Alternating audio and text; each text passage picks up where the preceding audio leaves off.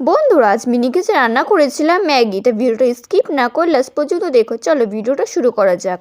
তোমরা সবাই কেমন আছো? আজকে সবাই খুব ভালো আছো। তো আমি আছি তোমাদের সাথে অর্পিতা, তোমরা দেখছো অর্পিতা ব্লগস। তো এখানে আমি নিয়েছি ছোট এক প্যাকেট ম্যাগি। ম্যাগিটা কিন্তু পুরোটা রান্না করবো না, অল্প একটু রান্না করবো, যেহেতু মিনি কিচে রান্না করবো সেহেতু না পুরোটা ধরবে না। আর ম্যাগির সাথে ছিল ম্যাগি মশলা, কিন্তু আমি আজকে এর মধ্যে কোনো ম্যাগি মশলা দেবো না, এমনি মশলা দিয়ে আজকে রান্না করবো। এরপর পাতকেটে দিয়ে ভালো করে উনুনটা ধরিয়ে দিলাম আর কড়াইটা বসিয়ে দিলাম। এরপর আমি এর মধ্যে দিলাম কিছুটা জল। জলটা গরম হয়ে গেলে তার মধ্যে আমি দিয়ে দিলাম ম্যাগিটা। দেখো ম্যাগি বানানোর রেসিপি তোমাদের কাছে আলাদা করে কি বলবো, সবাই ভালো করেই জানো, কিন্তু তাও যেহেতু তোমাদের সঙ্গে রেসিপিটা শেয়ার করছি তার জন্য কিন্তু ম্যাগি মশলা দেবো না।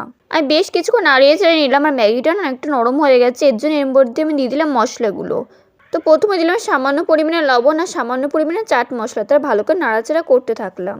এখানে চাট মশলা বলতে জিরে, ধনে আর গরম মশলা সবকিছু একসঙ্গে বাটা ছিল, সেটাই দিয়ে দিয়েছি। এরপর হালকা নাড়াচাড়া করে এর মধ্যে দিলাম সামান্য পরিমাণে হলুদ আর সামান্য পরিমাণে লঙ্কার গুঁড়ো। তারা ভালো করে নাড়তে চাড়তে থাকলাম। এবার আস্তে আস্তে একটা হালকা কালার চলে আসবে। ম্যাগি হলো এমন একটা জিনিস যেটা খিদে পেলে 5 মিনিটের মধ্যে চট জলদি বানিয়ে ফেলতে পারি, মানে সময়ও লাগে না, খেতেও অসাধারণ হয়।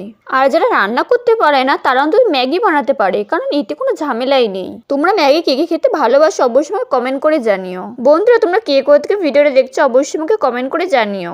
আর যারা এখন চ্যানেলটা সাবস্ক্রাইব করেন তাহলে ভিডিওতে লাইক করে চ্যানেলটা সাবস্ক্রাইব করে দিও, পাশে থাকা বেল আইকনটিকে অবশ্যই প্রেস করো যাতে পরবর্তী নোটিফিকেশন সবার আগে তোমার কাছে পৌঁছায়। বন্ধুরা আজকে ম্যাগিটা খেতে হচ্ছিল খুবই টেস্টি, তোমরা কিন্তু বাড়িতে অবশ্যই এভাবে একবার ট্রাই করো। আশা করবো তোমাদের কাছে খুব ভালো লাগবে। ম্যাগি মশলা ছাড়া তোমরা কিন্তু এইভাবে অন্য মশলা দিয়ে রান্না করতে পারো।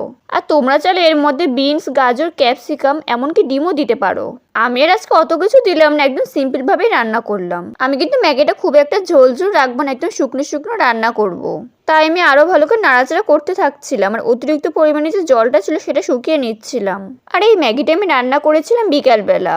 ভাবছিলাম ম্যাগিটা আজকে মিনি কিচে রান্না করে তোমাদের সঙ্গে সেটা শেয়ার করি। তবে এইটুকু তো পেট ভরে না, এর জন্য বাকি যেটুকু ছিল সেটাও কিন্তু আমি রান্না করে নিয়েছি পরে। আর এখানে না পুরোটা ধরতো না, ভালো করে নাড়াচাড়া করাও যেত না, এর জন্য অল্প একটু রান্না করেছি।